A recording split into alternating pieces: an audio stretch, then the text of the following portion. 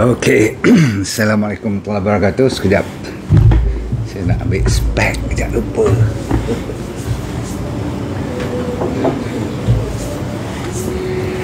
Okey, sorry terlambat sikit. Alright, kita sambung cerita tentang malam ni satu topik yang cukup menarik, sebab saya nak cover kalau boleh kanak-kanak sikit sebelum kita cerita tentang orang dewasa. Boleh? Okey, sebab tadi ada seorang atuk tanya sikit berkenaan dengan kalau boleh kita cover dengan cucu dia pun mungkin kadang-kadang ada masalah sembelit. Topik ni nama je simple, sembelit, tetapi sebenarnya kalau sampai dia dah berbelit, masuk konsep berbelit ni maksudnya sampai dia dah tak boleh keluar, terbelit-belit lah tu maksudnya.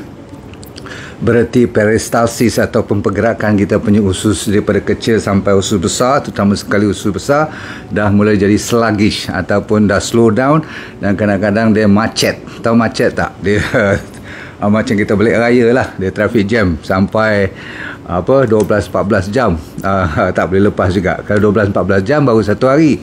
Tapi dari segi definisi sembelit, saudara saya sekalian, kita boleh mulakan ya. Bismillahirrahmanirrahim. Kalau lebih daripada 3 hari, ada orang tu sampai 7 hari, seminggu pun tak buang air besar, itu diiktirafkan sebagai sembelit, terutama sekali kalau diiringi dengan najis yang keras macam tai kambing. Tahu tai kambing kan? Pernah tengok? Bagi anak-anak muda yang belum pernah tengok tai kambing tu, cuba Google tengok. Okey, besar-besar ni je, kecil ujung-ujung ibu jari ni ke besar juga. Kadang-kadang ikutlah saiz body anda tu. Kita jangan malu cerita tentang masalah buang air besar pada malam ni, sebab ada satu kumpulan, terutama sekali bahagian orang-orang yoga, orang yogi master ni, mereka menjadikan sembelit sebagai punca kepada semua jenis penyakit. Berarti kalau sembelit tu ada dalam diri you, memang kita cari penyakit. Itu dia orang punya konsep. Kalau ada teori mengatakan masalah infection lah, masalah stem cell lah, masalah environment semua, tapi tidak. Ramai yang dah setuju yang mengatakan sembelit adalah merupakan gejala yang paling besar. So kita mulakan dengan dah hampir 16% daripada negara-negara barat, penduduk mereka yang mengalami, terutama sekali Amerika Syarikat sebagai benchmarking, dia buat kat situ 16%. Kalau kat Kuala Lumpur mungkin dengan masalah naik inflasi dan sebagainya kan, masalah barangan, stres dan sebagainya, mungkin ada dekat 20% kot. Berarti setiap 10 orang ada 2 orang yang tengah sembelit sekarang. Sama ada sembelit 3 hari ataupun sembelit sampai 7 hari dan buang air besar terlalu keras. Okey, dan kanak-kanak kita mulakan. Okey, kanak-kanak, kalau sama juga, kalau selalunya baru dilahirkan sampai beberapa bulan awal tu, seharusnya mereka sehari 5-6 kali biasa. Faham? Budak-budak yang baru sebulan 2 tu, yang baru lahir. Lepas tu bila mereka membesar atas pada 5-6 bulan tu, mungkin cuma katakan 3 kali sehari atau 2 kali sehari masih lagi normal. Dan kanak-kanak bawah pada setahun tak boleh lebih pada 3 hari tak buang air besar tu, you please bawa jumpa doktor. Lebih pada 7 hari tu mesti ada sesuatu, sama ada dari segi baby dalam 24 jam pertama, doktor sebelum apa-apa dia nak bagi berita baik pada you, sama ada nak lepas ke tak lepas balik rumah lepas 2-3 hari tu, adalah kena check dulu dia buang air besar atau tidak. Yang pertama sekali dalam hidup kita adalah namanya meconium, keluar yang agak gelap, hitam-hitam sikit tu, najis. Awal yang pertama sekali, kalau dalam 24 jam keluar, beres. Paling lambat 48 jam. Kalau atas daripada 48 jam, 2 hari masih tak keluar najis pertama bayi itu, doktor dah mula kena risau sikit, kena tengok apa yang bermasalah, seperti ada penyakit nama Hirschsprung tu nama dahsyat lah kan, tak payah ingat tak apa. Tapi pendek cerita, dia slow, dia punya pergerakan dah peristalsis tu harus membawa najis tu keluar, dah tak jalan, maksudnya dah jadi keras, dan najis pun sampai kalau perut dah kembung pula dan rasa keras. Kalau tengok baby you tu, kalau cucu you tu, tekan-tekan sikit dia lagi macam you pun nampak lain macam keras dia tu kan, tersumbat lah tu. So kena check dengan doktor, kalau boleh biar doktor yang periksa. Kalau dah sampai muntah dan kalau najis pun dah ada, kadang-kadang sampai ada darah pun, jangan melawak. Yang ni nak kena bawa pergi jumpa doktor, sebab ada jenis-jenis yang kalau kecil kita tak kenal dia bermasalah genetik atau tidak, seperti masalah Down syndrome ataupun masalah cerebral palsy ataupun ada masalah thyroid dan sebagainya. Mereka boleh menyebabkan saraf-saraf tu menjadi macam tidak berfungsi, maka najis tu tak boleh keluar. Ni dalam beberapa hari yang pertama tu doktor dah kena tahu, ataupun kadang-kadang sampai tak ada anus langsung, tak ada dubur, itu memang kes doktor kena buat operation semua lah kan. Okay. Dan benda-benda macam ni orang putih panggil red flag, bendera merah betul untuk kanak-kanak ni. You jangan melawak, okay? Kesian dia. Alright, so faham? Okay. Bila dia dah besar, setahun 2 tahun dan sebagainya, anda sebagai ibu bapa atau atuk nenek yang kena jaga, kadang-kadang mak bapak kena pergi kerja kan, you kena tahu dia punya rutin dia. Baby ni dia pun ada dia punya paginya, tengah harinya kan. You boleh kata boy ni belum lagi lah, baby belum lagi hari ni sekali pun tak, padahal sepatutnya dia dah 3 kali, dah sampai katakan pukul 6 petang masih sekali pun tak. So you kena risau. Boleh? Alright, so rutin tu kena tahu. Bila dia dah besar, tak lali 6 kali sehari, mungkin 3 kali, lepas tu besar lagi 2 kali sehari. Itu dah mula nak jadi macam orang dewasa. Apabila dia dah boleh makan macam orang dewasa, selalunya dia akan mau tak mau nak ikut juga perangai orang-orang dewasa. Baik, sekarang orang dewasa pula, dewasa tu bergantung kepada, saya kata apa tadi, budak tu dia boleh makan tak. Kalau dah dia pun dah makan macam orang dewasa, dia pun dah kena nasi lemak, dia dah kena roti canai, betul tak? Budak-budak sekarang dah pandai dah semua tu. Jadi ada 4 perkara, walaupun budak-budak dia kena ambil perhatian ni. Sebab kalau dia terlalu banyak juga makan daging-daging, burger-burger, nugget-nugget semua ni, dia kena ada macam orang dewasa. Ya, bila atas pada umur 12 tahun tu ada 4 perkara yang you kena perhatikan. Ready? Nombor 1 ialah sama ada cukup tak cukup you punya asid dalam badan kita. Jadi warriors sekalian, anda yang mengikuti saya, yang sudi join ni, bila kita berumur atas pada 40 terutama sekali, asid kita dah mula berkurangan di dalam perut. Kan perut kita perlu ada asid yang pH-nya 1:1, 2 atau 3, very very acidic. Kalau tak cukup asid atas pada 3 atau atas pada 2.5 all the time, no good. Dia kena 1, 2, 1, 2. Sebab apabila kita ambil bahan-bahan terutama sekali protein, bahan-bahan berat, dia nak pecah ataupun nak lawaskan ataupun nak cernakan protein terutama sekali, mestilah ada asid. Kalau tidak ada cukup asid, maka jadi constipation nanti. Sebab apa? Protein ni heavy. Okay? Satu penyebab utama. So stomach acid is very important. Satu lagi, untuk mendapatkan mineral juga, kita perlukan tadi saya kata acid, ya. Kalau tak boleh nanti kalau terlalu rendah, kita dapat acid reflux pula. Tak cukup asid, kita boleh dapat acid reflux. Pasal apa? Kan you pernah dengar GERD tu kan, dia buka balik dia punya sphincter dia punya apa orang panggil, injap dia yang kat bawah daripada esophagus ni kan, dia ada satu penutup dia buka balik. Naik asid tu yang gigi rongak, sakit, rasa masam, macam metallic taste semua tu, kerongkong selalu macam rasa sakit, perit je. Baik, itu satu asid. Nombor 2 ialah pankreas. Pankreas kita kan yang keluar insulin tu. Apabila kita makan nanti, dia bukan takat insulin saja, dia ada banyak lagi hormon-hormon lain. Hormon satu cerita, yang penting ialah enzim.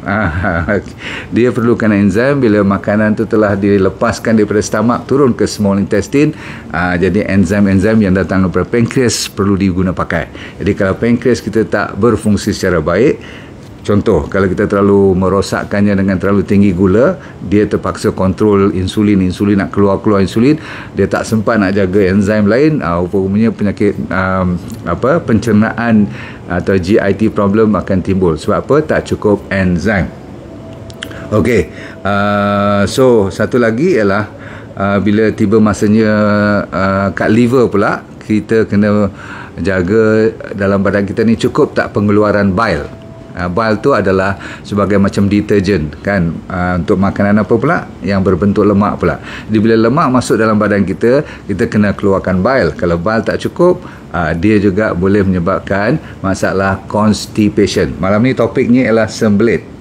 You mungkin tak sangka yang orang nak cerita tentang bile lah, tentang pancreas lah, tentang stomach acid, semua ni ada kaitan dengan pencernaan. Apabila pencernaan tak complete, orang putih panggil incomplete digestion, maksudnya pencernaan tidak complete, dah buat tetapi tidak sempurna, maka peninggalan inilah akan menjadi orang panggil apa, pile up. Dia akan tersimpan ataupun tak lepas nanti, maka terkumpul, maka jadi keras, maka lambatlah nak keluar najis kita. Faham?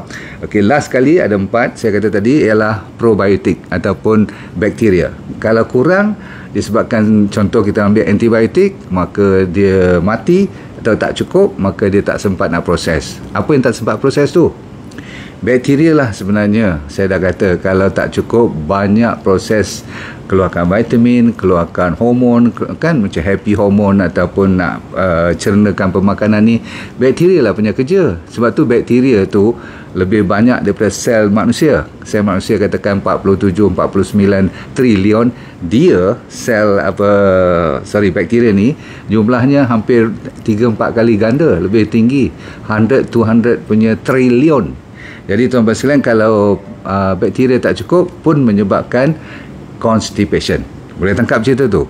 So cause, penyebab yang terutama sekali selalu yang makan antibiotik lah menjadi cerita yang kelang kabut ni. Masa dia ambil antibiotik tu dia dapat diarrhea, tapi lepas dia ambil antibiotik, bekas daripada antibiotik yang menjahanamkan bakteria tadi tu dah tak cukup, maka tak boleh proses, maka najis tu jadi lambat nak turun ataupun tak lepas diproses, jadilah apa yang dinamakan sembelit sampai berbelit-belit. Sebab apa? Tak boleh dapat bantuan daripada good bacteria. Next, kalau you punya asid tak cukup, tadi saya kata kalau you tak tambah balik dengan cara-cara yang saya nak bagi nanti, you kena ambil apple cider vinegar contohnya, kan, makanan-makanan yang tertentu, termasuk betaine hydrochloride. Tengok balik lecture saya tentang GERD semua tu. Ataupun seterusnya you tak mau makan langsung makanan-makanan yang berbentuk sayur-sayuran ataupun berserat. Ingat, bila saya kata yang berserat, tak semestinya kita kena makan semuanya berserat. Orang selalu saya tengok dalam YouTube pun buat kesalahan. Dia bagi tahu sebab dia pun belajar daripada guru dia pun daripada guru-guru dia, tapi guru-guru ni tak ambil latest news yang mengatakan kalau over fiber, lebih sangat serat pun menyebabkan jadi constipation. Macam mana? Kalau zaman dulu orang kata kalau constipate ataupun kalau sembelit, ambil banyak yang berserat-berserat ni, lagi berserabut nanti. So you kena ambil secukupnya sahaja, ikut formula yang D&D diet tu. Okey, walaupun kalau masa sihat lebih no problem, tapi masa sangkut you tak boleh bawa lagi fiber, seolah macam traffic jam, you masukkan jadi accident pula dalam tu, lagilah jam tak gerak langsung. Faham? So serat boleh ambil dan digalakkan ambil, cuma jangan sampai daripada pagi sampai malam. Sebab you sembelit, orang kata makan serat, you ambil je benda-benda yang fibers ni. Okay, it is just good enough, yang secukupnya sahaja. So sederhana, masa sembelit tak boleh over serat dalam badan you. So vegetable bagus, kalau boleh masa sembelit ni you celur sedikit, maksudnya rebus dia ataupun masak, cook food, sebab senang sikit, membantu supaya pencernaan ataupun digestion tu lebih laju sikit. Bila saya kata celur dan masak tu bukanlah sampai hilang vitamin mineralnya, kan? Okay, next, jangan terlalu banyak benda-benda yang berkarbohidrat ataupun yang bergula. Karbohidrat tu maksudnya refined. Kalau karbohidrat yang saya kata boleh, tu boleh lah. Tapi yang selalunya yang tak boleh apa, yang jadi biskut, yang jadi tepung, yang dibuat melalui dalam tin ataupun di supermarket yang telah diproses, cannot. Why? Because dia mengganggu saraf buang air besar. Saya ulang, terlalu tinggi gula dalam badan, dia meningkatkan orang panggil autonomic nervous system yang dalam keadaan yang simpatetik. Dia kan ada simpatetik, parasimpatetik, you tak payah ingat. Tapi untuk kita buang air besar, dia kenalah dalam keadaan relax, baru jalan laju sikit ataupun senang, permudahkan. Kan macam saya mesti kadang-kadang kena ada handphone satu kat situ supaya saya defokus.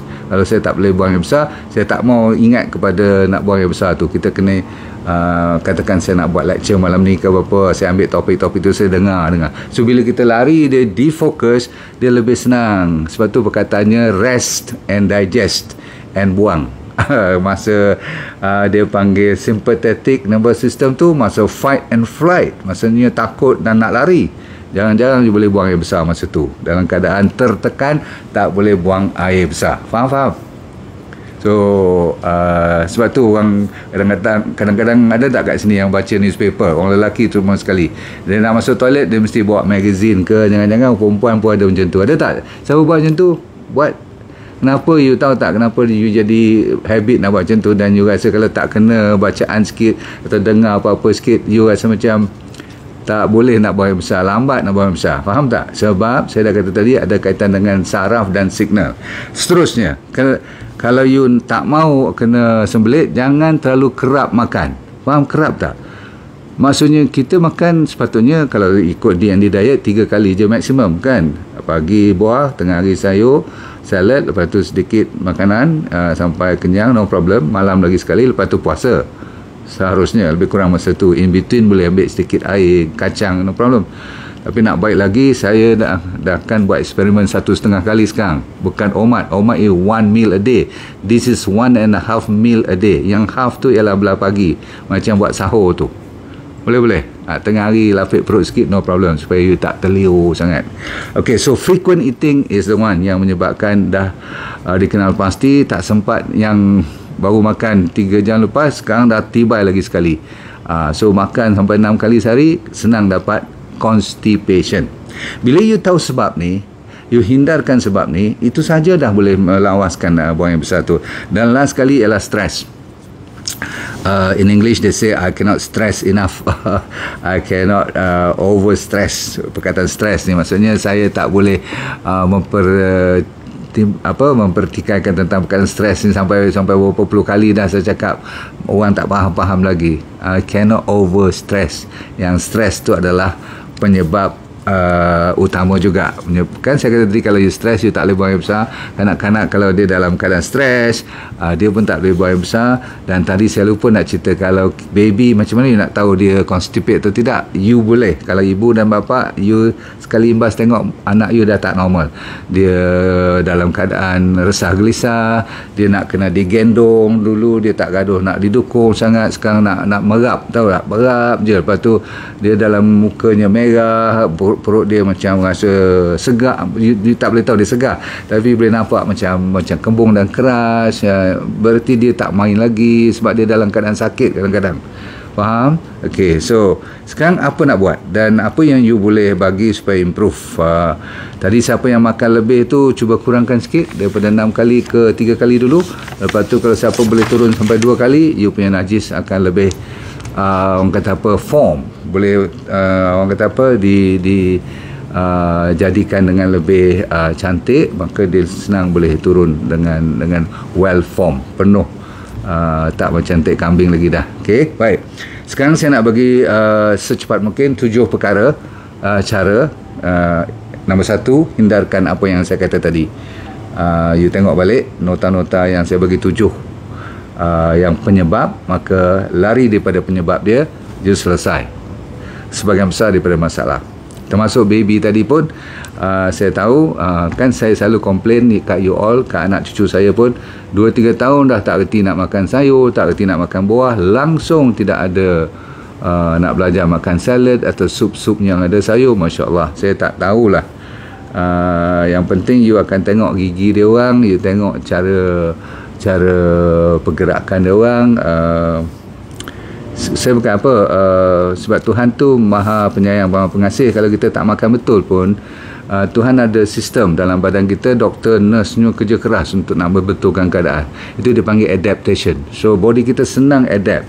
Tak cukup vitamin apa pun, kadang-kadang nampak macam normal je, sampai dah besar besok baru keluar penyakit. Baik, nombor 1 ni dia, cara nak selesaikan.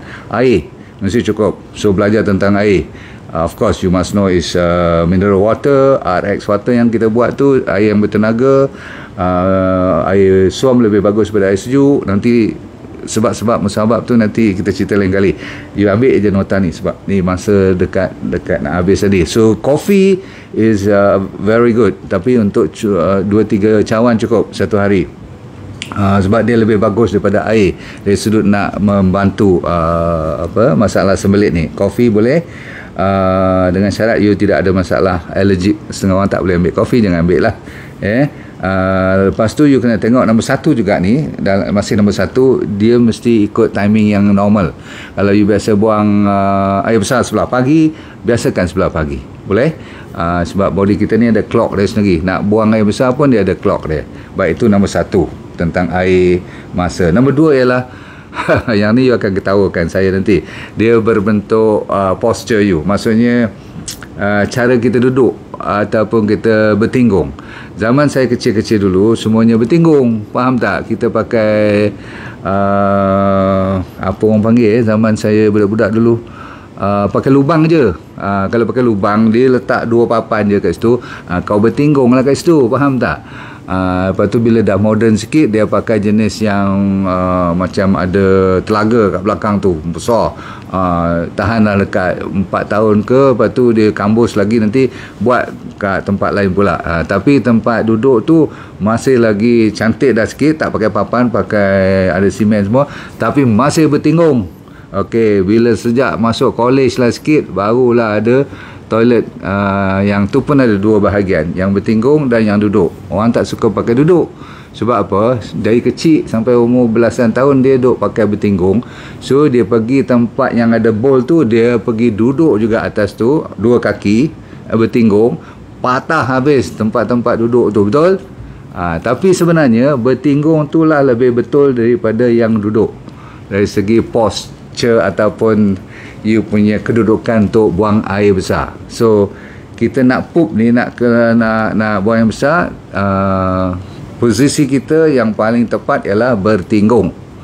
So kalau kita dah zaman moden ni, kat rumah-rumah moden semuanya ada bowl, duduk.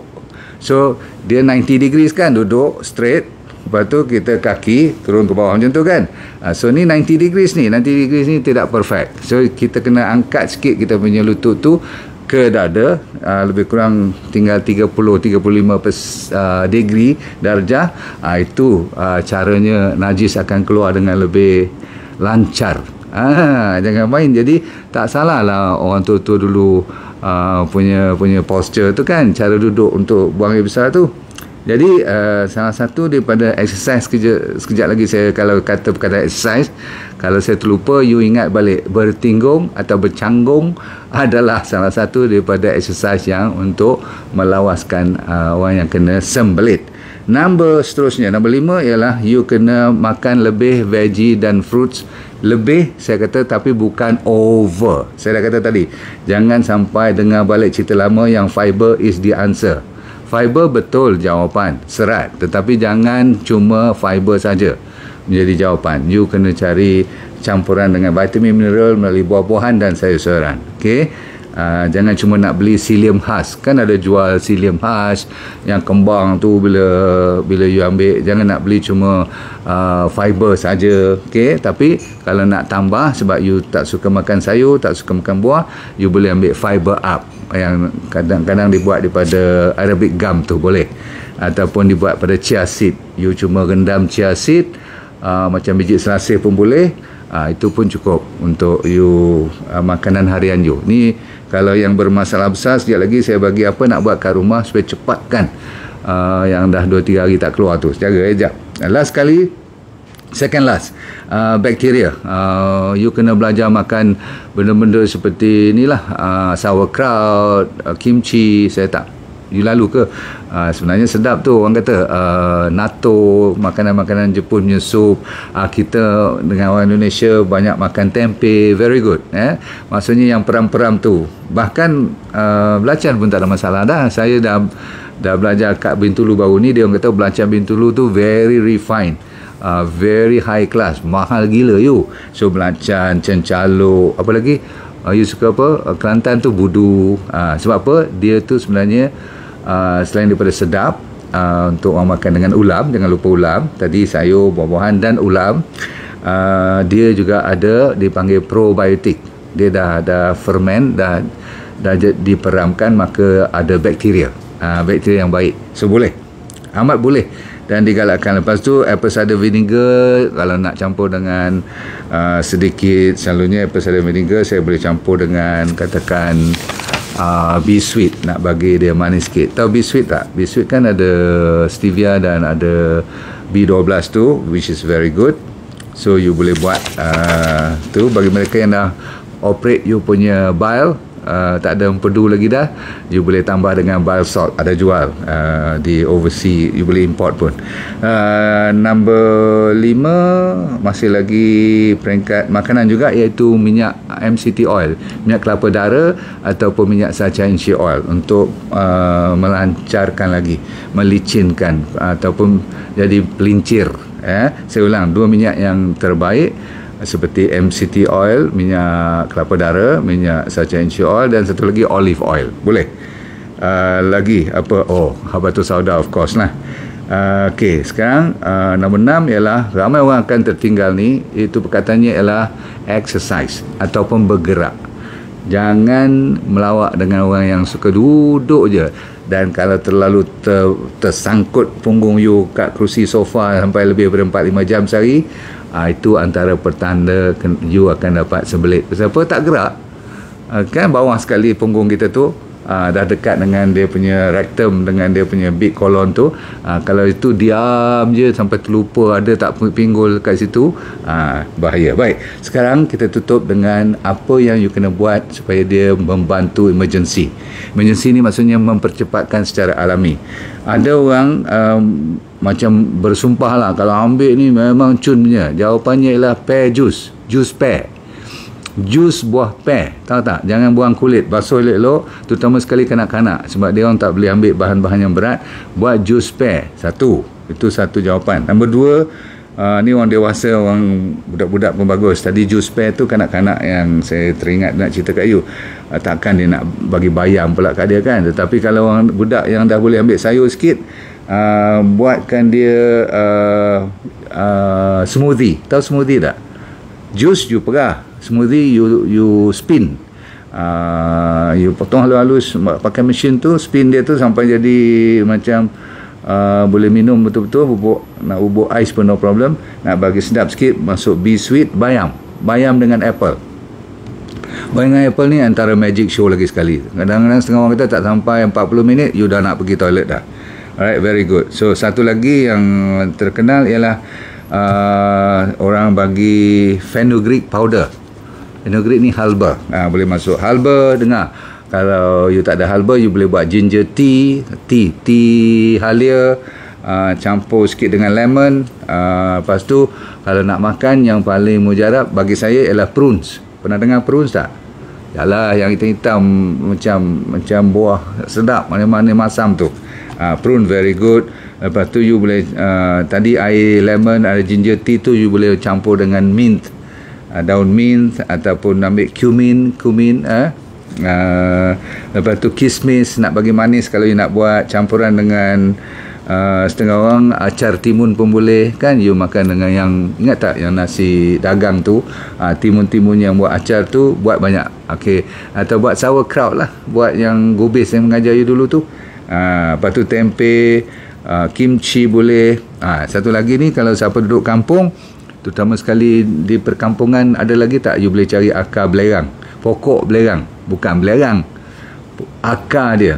Okey, daun dia tu dibuat untuk orang sapu, untuk panau, tapi akar dia kalau you dapat, tu magic show.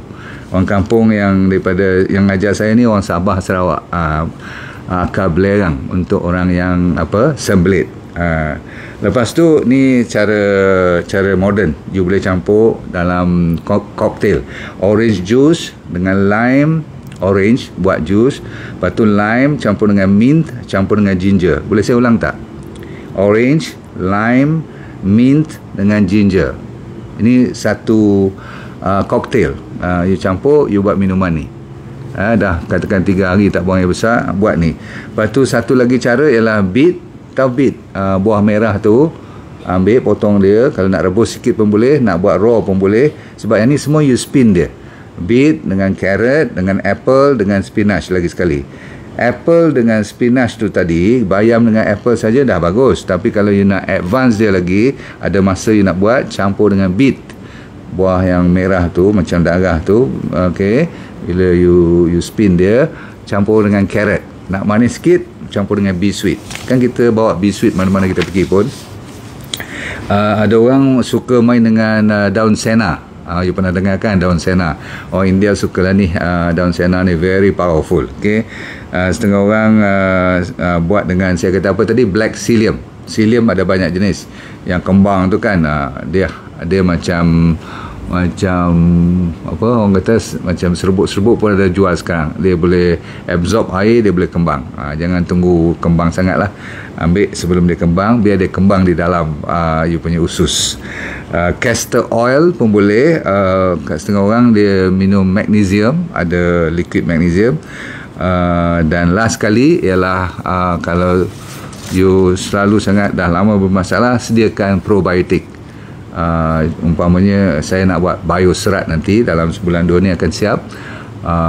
Sekarang kita ambil fiber up dahulu daripada Arabic gum, tapi saya nak bagi yang lebih kuat, supaya senang kita buang air besar. Namanya bioserat nanti. Okey, insyaAllah. So cukup dulu. So saya sekalian, banyak dah saya bagi ni, boleh ingat tak? Apapun, saya mengharapkan you mendapat manfaat malam ni. Sebab ramai orang, tolong you bagi tahu, kongsi cerita ni boleh tak? Ramai perlukan. Dan saya kata apa, constipation adalah antara penyebab utama kenapa penyakit akan keluar nanti. Setengah orang sampai cerita kanser pun bermula daripada sembelit juga. Tapi tak salah kita takutkan diri kita pada malam ni. Semoga anda sentiasa dalam keadaan sihat walafiat, dalam keadaan rumah anda tu dalam sentiasa, saya doakan dunia anda tu bahagia dan akhirat anda syurga. Okey. Oh ya, by the way, jangan lupa Habar Jala masih lagi on sale sampai 2 hari lagi je. So ambil keputusan untuk pakai Habar Jala ni demi untuk meningkatkan you punya immunity. Zaman sekarang rupanya dah banyak balik lah, Masya Allah. Saya risau. Yang risau bukan pasal COVID pula, risau pasal banyak virus-virus lain dah mula menjelma balik. Masya Allah. Flu terutama sekali, tak pasal-pasal kan. So baby pun jangan lupa bagi D&D Kids tu kan, yang saya buat, bagi sedap rasa supaya dia orang boleh ambil antibiotik, macam antibiotik kan, kelapa darah yang saya dah convert jadi sedap tu, untuk lawan virus, bakteria, fungus. Maklum sajalah. So ujung-ujungnya, let go, feel good all the time. Assalamualaikum warahmatullahi wabarakatuh. Bye.